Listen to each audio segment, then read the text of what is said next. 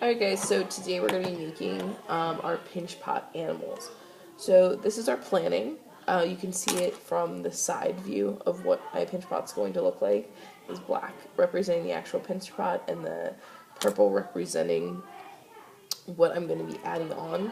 The top view, it's important that I know that to see how far off my head's going to stick and to make sure that nothing's really sticking off the back. Also, you need to be thinking about weight distribution to make sure that your pot isn't going to fall over because the head's too heavy. So, this is an example of mine. So, the top view, you're looking directly down onto it, and the side view, see it from the side. So, these are the same views that we were just looking at for our planning.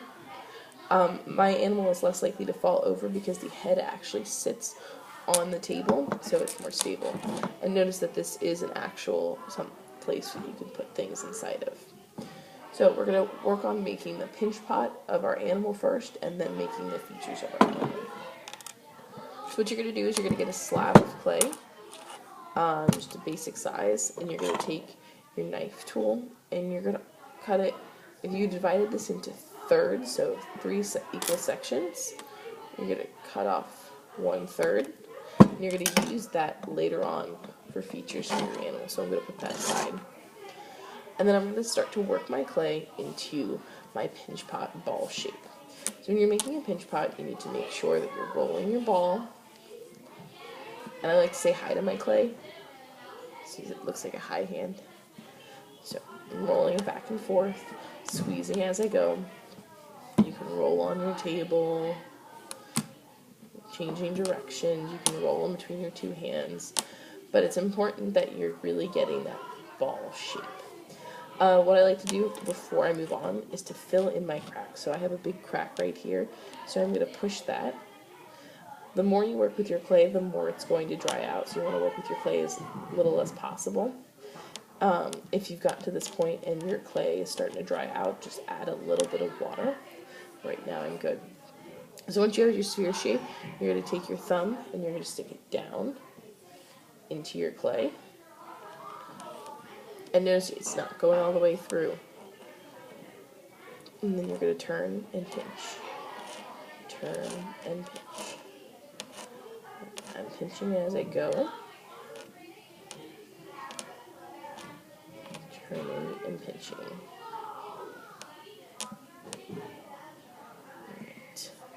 So I have my basic pinch pot shape. And make sure my pinch pot has a flat bottom by pushing down just a little bit. If I want to make my pinch pot walls bigger, I pinch from the bottom and pinch up. Your pinch pot should be no thinner than your pointer finger, so it should be the thickness at least of your pointer finger when you lay it on top. For me, it's about the size of my pinky because you guys are a little bit smaller than I am. So you see how there's all these cracks on the top? I'm going to take some water, just a little bit, and I'm going to put it over the top of my vessel. The vessel is just another name for a pot. And I'm going to smooth out all of those cracks, because those cracks will make my pinch pot weak later on.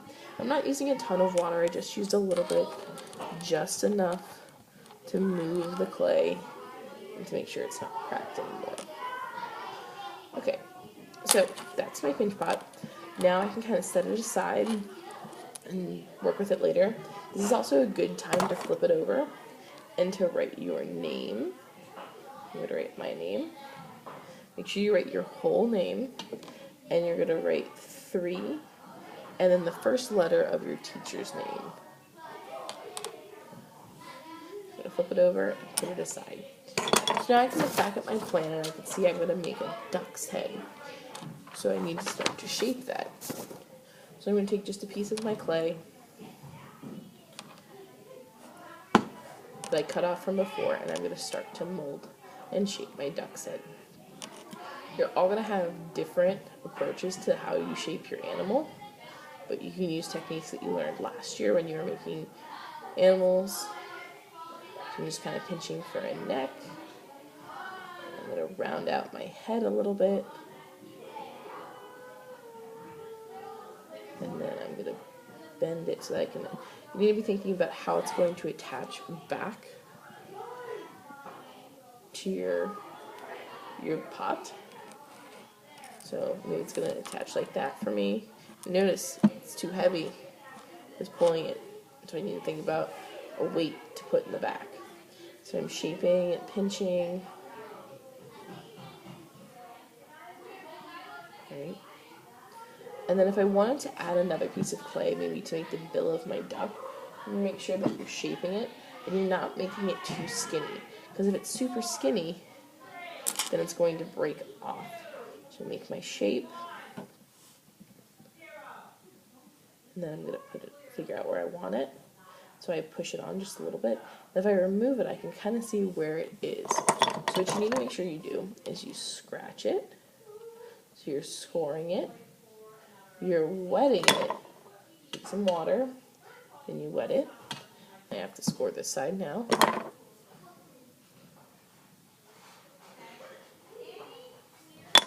And I wet it just a little bit.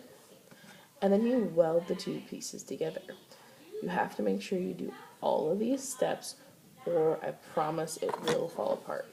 And when I weld, I just push from the top clay to the bottom clay. And I'm making those two pieces of clay once more. Even if you want that line that's there, you need to weld it or it will fall apart. And you can smooth it out with your finger or with a tool. And then some dry clay stuck on here. And then for the mouth of my duck, I can use my knife tool to open it up. And so I'm starting to form my duck. And then when I want to attach it to my vessel, I do just like I attach my mouth. I push it, see the mark that it makes, and I can scratch up now both sides of where it's going to go. I'm scoring it, and I'm scoring where it on both pieces. I'm not doing it super deeply. I wet both pieces just a little bit. I push them together, and now I have to weld them together. So I'm pushing that clay, making two pieces of clay one. If you notice under here, my neck is starting to break, so I need to go back, add some water, and smooth that out. So you're going to add all of your pieces like this, but notice my animal is falling face forward. If you want it like that, awesome. Maybe you'll put 2 feet back here that are big and stand up, but if you don't want it to be like that, you need to make sure that you are adding a weight on the back side that keeps it from falling over. Remember, your animal should have some sort of feet, should have maybe a tail, things like that. Also, you need to be thinking about texture. So there's many different ways that you can make texture. I like to use these tools that are pretty open, and you can either completely carve away or carve like that so it looks like feathers. Or what I like to do sometimes is leave some of the clay behind